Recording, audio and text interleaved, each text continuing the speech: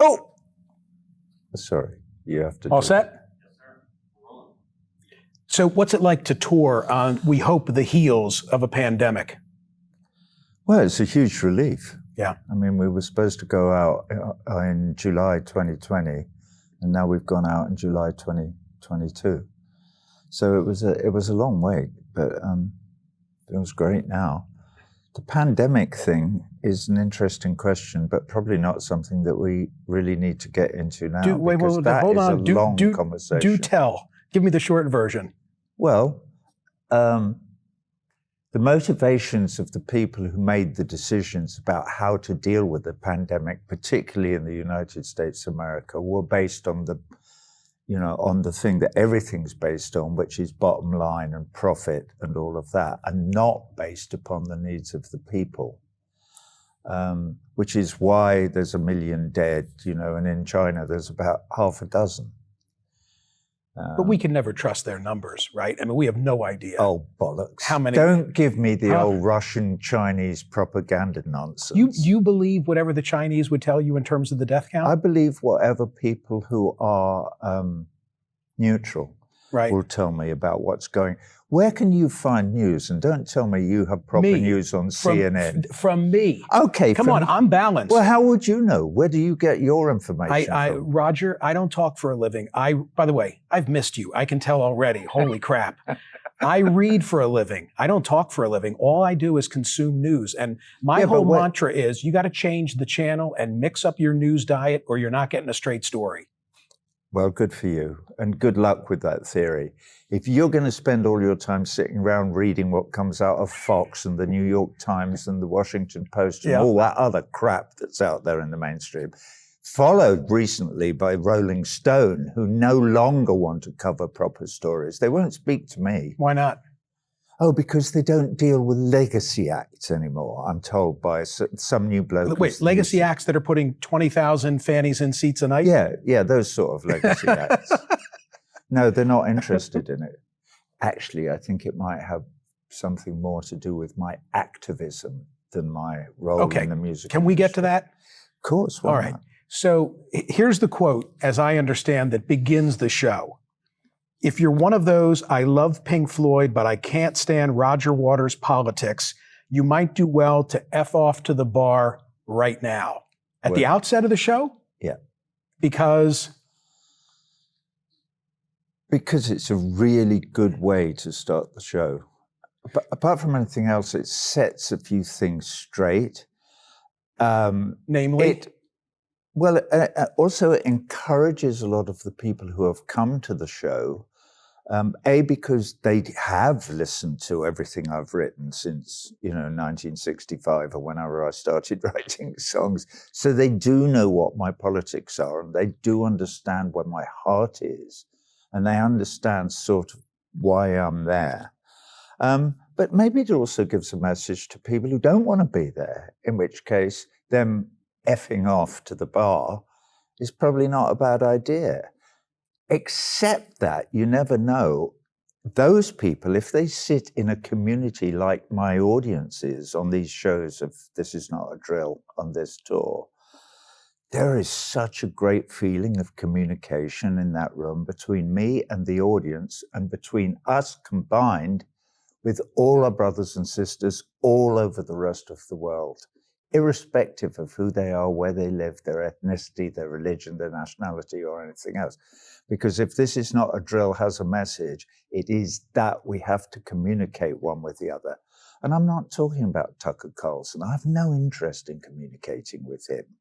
Or Rich Lombard, or he's dead now, so I can't. I think he's dead now. But I take your point about reading everything, but if I read everything and I read all that rubbish that they speak, I wouldn't have time to do anything else. To the guy who says, shut the F up, play the hits, do you want him, as long as he doesn't shout it out, do you want him in the arena?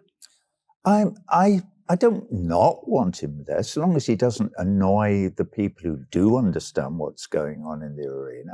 I'm happy for him to But be I'm there. saying, like, do I have to buy in? Does a person in the crowd have to buy in to the message? You know what I'm thinking of? You scolded me a couple of years ago because Moi? because we were having this kind of a conversation. Yeah. There may have been a drink involved. I don't know. Yeah. But I raised a couple of political objections to you, and you said to me, "Hey, you haven't been paying attention because I'm the same guy with the same message I've always been." Right. Okay. Well, and you didn't have a problem with that, did you? Well, I've always loved the music. Right. Some of the messages I can buy into, and some I can't. Is this the freedom that comes with being? I've only got one message. Two strangers passing in the street, by chance two passing glances meet, and I am you, and what I see is me. That is my message. And that was on Medal, which was in 1970. And basically, my message hasn't changed. I recognize your humanity, but I recognize all the Russians and the Chinese and the Ukrainians and the Yemenis and the Palestinians and the Germans and the French and the Spanish and the Ecuadorians and the Peruvians and the Colombians. Well done, by the way, Colombia. You've finally got a president who isn't in the pocket of United States of America businessmen, and maybe your people will start getting a fair shake. I love that. I think it's great. The inauguration, by the way, is on the 7th, which is in 2 days' time. I thought the message was with, without, and who'll deny that's what the fighting's all about. Well, that is part of the message, yeah, and thank you for remembering that lyric. And I still emphasize it in the middle of the song Us and Them. I would stop playing the bass at that point and gesticulate it, because it's something that I think we need to, I want to spread that message. That is what the fighting is all about. You know, is this the freedom that comes from being untethered to a band? You don't have to worry about the three others and whether they're going to buy into this and you're going to offend them. Roger can be Roger. Of course, that's why I left in 1985. That's why I should have really. I'm glad I didn't, because we did some fantastic work together after 1973 when we made Dark Side of the Moon. We made Wish You Were Here, Animals, The Wall, and The Final Cut. Right. Well, Final Cut, not so much. But those three albums, however difficult it may have been, and however much we had diverged, and however much our motivation for staying under the Pink Floyd umbrella was to do with being frightened of not being under that umbrella.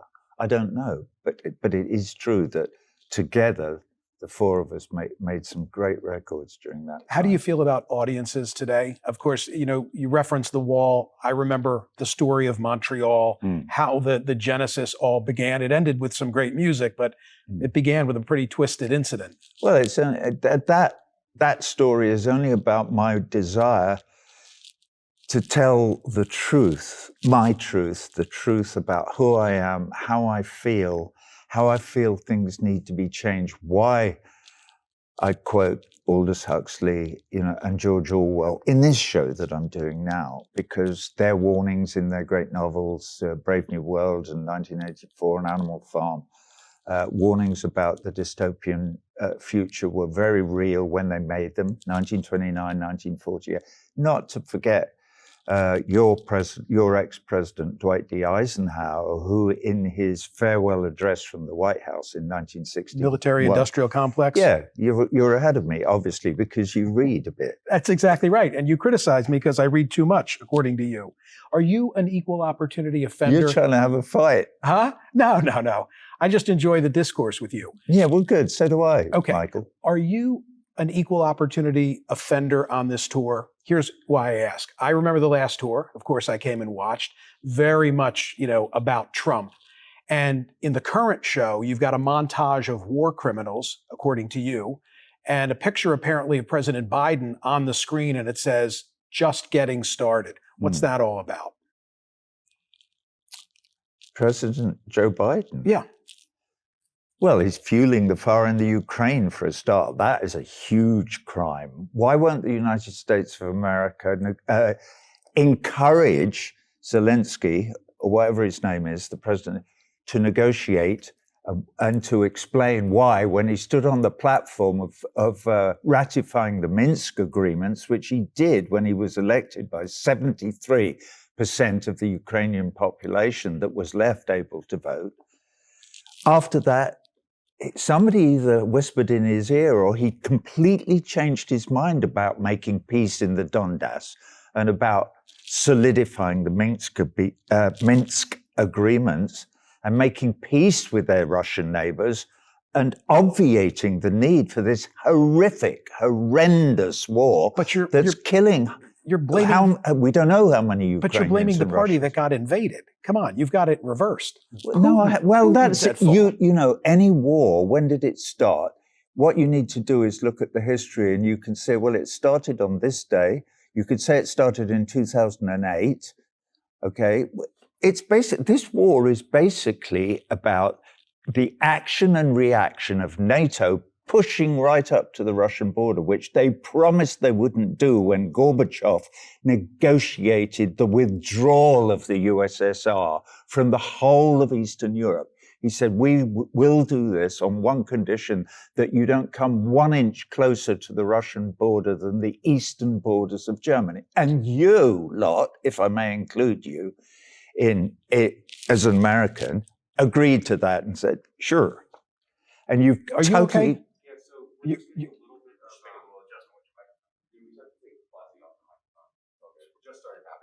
Okay. Everything up until now is cool? Good. Okay. Okay. Resume your rant, would you? Roger, well, honestly, I have to just... I don't want to rant about anything. Okay, but we could have a quiet, gentle discussion about all this, and I would call upon lots of great Americans forward. Mearsheimer, John Mearsheimer, for instance. I don't know how much of his stuff you've read and watched. Of course I read Walt and Mearsheimer. I read the book. I'm not talking about the Walt Mearsheimer book. I'm talking about yes. everything that John Mearsheimer has said and done since 2004, which is going back, 18 years now. And he's been talking about the horrific danger of not standing by the American word in 1980. I watched the famous Posner lecture at Yale, an hour address and an hour of Q&A that lays out this whole argument, okay? But still... Then I don't have to tell you all this stuff. You know it already. No, I do, but in the end... Why doesn't the USA sue for peace now? Don't they care about Ukrainians? But why are they prolonging this war? It could be ended tomorrow. If Joe Biden stood up on his hind legs and said, let's put a stop to this, it would end tomorrow. I don't know. Would it end with Putin taking the Donbass and everything he wants in eastern Ukraine? You have to criticize Putin before we move on. What about the people who live in the Donbass? I have relatives. I have relatives in the Donbass. Listen, after the illegal USA-inspired coup in 2014 that put out the democratically elected government of the Ukraine, the Russians were completely clear about how they felt about that. You're giving them a pass. I have to say it. I mean, if I don't call you out on this, I'd be disappointed later to watch the tape. Do you know the tape is only going to be 4 minutes long when I hope this is in it. And you'd already told me that. So this is just us having a chat over a beer. This doesn't affect anything.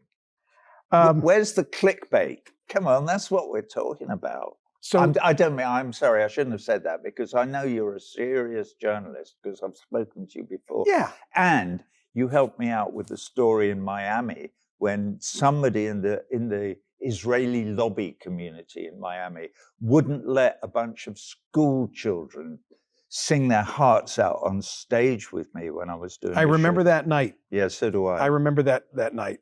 So thank you for that. Let me ask about the show. Very important. Yeah, let's talk about the show. You got a lot of choices. How do you approach it? How do you decide what are you going to play? Well, it's always a bit of a balancing act, because I'm realist enough to know that a lot of the people who are going to, and people don't have money to buy tickets for rock shows now. I mean, the economy, in not just in this country, $5,000 for Springsteen seats? Well, I don't know about that. I don't, but obviously the whole scalping business Bruce doesn't charge $5,000 for tickets, does he? That's what some people, a handful, paid. And it was due, they say, to surge pricing. And it was the market determining that. Oh, neoliberal capitalism. What a surprise. The vast majority of people were not paying that. You've shocked me now. Tell me how you decide. What are you going to do? I know what our cheapest seat is in the nosebleeds. It's $35. I've no idea what seats down the front are, but I think $1.75 because I bought mine. Oh, did you? Yeah.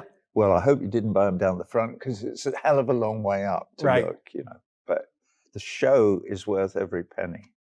This show is really, really, really good. Tell me why. Well, one of the reasons is I wanted to answer your question about how you decide. Yeah, please. Well, there are a lot of people who, and that's why in the show, for instance, there's two reasons why the whole of the second half of Dark Side of the Moon is running consecutively. So it runs from Money to the end of Eclipse. And for the first time, I've put Any Colour You Like in there. Sort of because it's this really interesting chunk of musical history, you know, the second side of that album. But also we do almost the whole of the second side of Wish You Were Here too. So there's two big chunks, and the rest of it is solo work of mine. And Sheep. Yeah, Sheep. Sorry, yeah, you're right. Sheep ends the first half. Yeah. Sheep is my, you know, you'll see when you go to the show that I talk about Sheep in the same, I say that this is my homage to George Orwell and to Aldous Huxley, as I said before earlier in this conversation. And it is. And I actually, I'm sort of, not casual enough, or brave enough, but sort of like I am with you, open, very, very open enough to say that as when Huxley wrote Brave New World in 1929 and Orwell wrote 1984 and 1948, as we know, and Eisenhower was 61. Well, I wrote Sheep in 1977, and I was right to warn us about the coming dystopia when I wrote Sheep, in the same way that those great authors were right to try and warn us in their work about what can happen if we, the people, let go of the reins and let it fall into the hands of, as Eisenhower said, he's at the Pentagon, or unfettered capitalism. Because the end result is the same. It's the same thing. All the power drifts into where the money is. And that's where the power resides in this country right now. Happily, there are countries in the world where all the power doesn't reside. But we, the people, have to stick together to try and make sure that we encourage the possibility of the people having some power. I'm reminded that for you to go on tour is not just to play the music. Like, this is an opportunity to take a soapbox from city to city to city. And for you, I think that's part of the motivation. That's what keeps you doing it. Fair? Do you know why I do it? Tell me. My mother, when I was 13 years old, and stop me if I've told you this story before, I was struggling with something or other, as 13-year-olds do. Maybe it was mortality, but anyway, it probably wasn't. And what my mother said to me was, she said, you're going to have to struggle with stuff all through your life. Difficult questions will come up.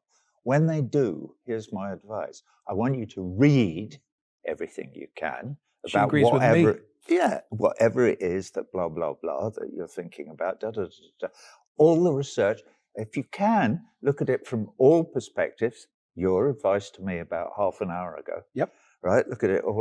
When you've done that, Roger, she said, you will have done all the heavy lifting.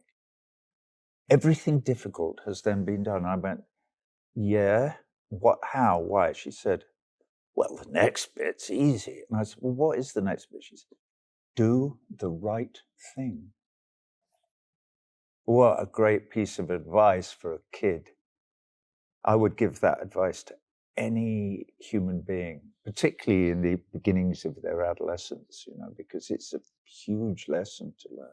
Well, me being on this tour is me doing the right thing. That's basically, that's what I'm motivated by. Is I remember she's been dead for 15 years or so, but I'll never ever forget that. It's a great story.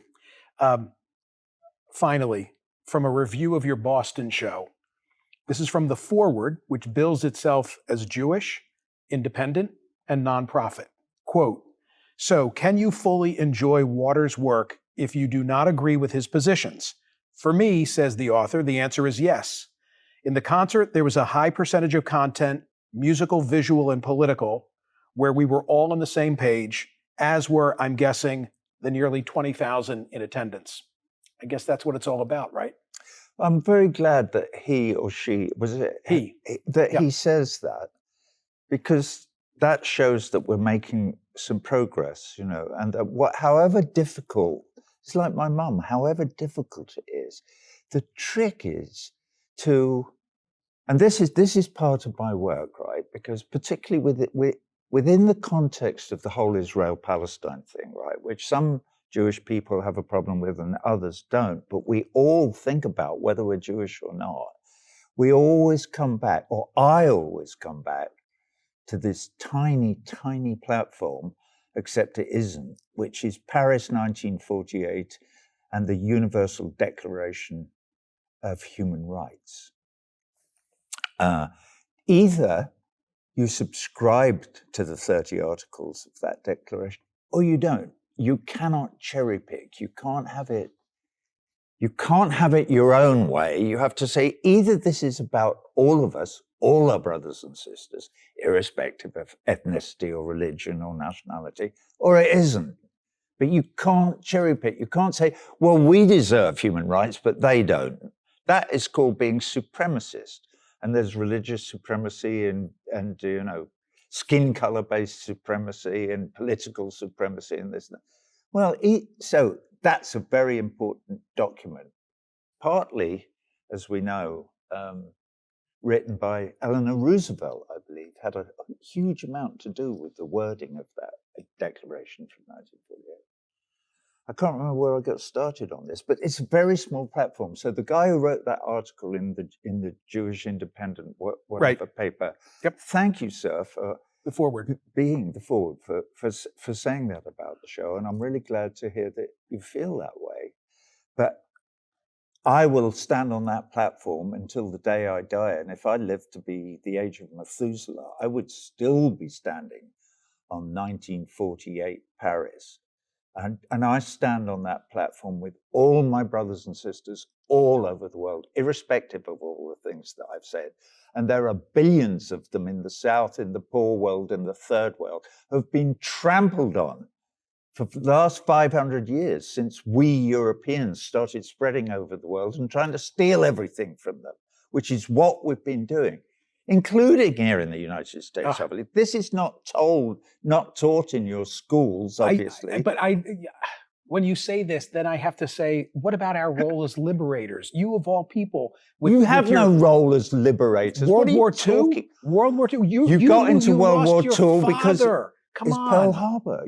Pearl Harbor. You were completely isolationist until that sad, that devastating, I would argue we were always in, going to get in, and that pushed us in. But thank God the United States got in, right? You lost your father in World War II. Thank God the United States. But thank God the Russians had already won the bloody war almost by then. Don't forget that 23 million Russians died protecting you and me from the Nazi menace. Hey, and you would think the Russians would have learned their lesson from war and wouldn't have invaded Ukraine. Well, you with all your reading, I would suggest you, Michael, that you go away and read a bit more and then try and figure out what the United States would do if the Chinese were putting nuclear-armed missiles into Mexico and Canada. The Chinese are too busy encircling Taiwan as we speak. Okay? They're not encircling Taiwan. Taiwan is part of China. And that's been absolutely accepted by the whole of the international community since 1948. And if you don't know that, you're not reading enough. Go and read about it. Okay. Did we solve anything here today? Yeah, we did. I mean, no, we didn't. I mean, you're believing your propaganda, your side's propaganda. You're defining it as Taiwan, propaganda. You can't have a conversation about human rights, and you can't have a conversation about Taiwan without actually doing the reading. Roger, if you're having a conversation about human rights, at the top of the list of offenders are the Chinese. Why is it always the Western world? At the top of your list. Why is it the always Chinese the Western didn't world? invade Iraq and kill 1 million people in 2003. In fact, as far as I can recall, hang on a minute, who have the Chinese invaded and murdered, slaughtered? Their own. Bollocks. Okay. That's absolute nonsense. Complete nonsense. You should go away and read, but read some proper Hey, my literature. problem is I spend too much time reading your liner notes, okay? Thank you for doing this. Thank I appreciate you for it. talking to me. All It's right. always a pleasure. Is it? Okay. Oh, my God. You're such a troublemaker. Please don't call me that. What? My God. It's a joke. I think you give fits to the people who are with you. Those two, and Kate and Fran in particular. Oh, shit. How much longer is this going to go? Why? Why would they give him fits? I only speak the truth. It's like, you know, I met Clinton once. Have I told you this? No, tell me. It was a charity do organized by John, what's his name, from VHS? John, you know who I mean anyway. And it was a charity to give classical instruments to black kids in the Bronx. Hillary or Bill? Bill. Bill. Yeah. Who's Hillary? I thought that was the guy who climbed Everest. Anyway, Sir Edmund. Right. Thank you. So where was I? Yeah, so I had just spent a couple of really wonderful days in a school in the Bronx with about, I don't know, 50 black kids, all with instruments and whatever, teaching them to play a version of Another Brick in the Wall, Part 2. Nice. It was great. It was fabulous. Anyway, we all bushed up to Lincoln Center the next day or whatever, and we performed it. Well, Clinton was there for some reason or other, and he said he wanted to meet me. So I was wheeled in, and I said, hello, and whatever. And I wasn't quite sure what else to say, but he'd just given a speech, and I'd been like 20 feet away watching him giving a speech. And I'd never watched him in close-up and whatever. And I watched him. And he was very glib, or not quite eloquent, but sincere beyond all imagination, you know. And I thought it was quite impressive. So when I said to him, I thought, what can I say? I went, I just watched you make that speech, right? And he went, yeah, you know. And I went, how do you do that? Which is a kind of double-edged kind of question like that. And he looked at me like that with his gimlets, and he went, how do you tell the truth? And I went, yes, fucking brilliant. Isn't that the perfect moment? You know? Good stuff. I just tell the truth.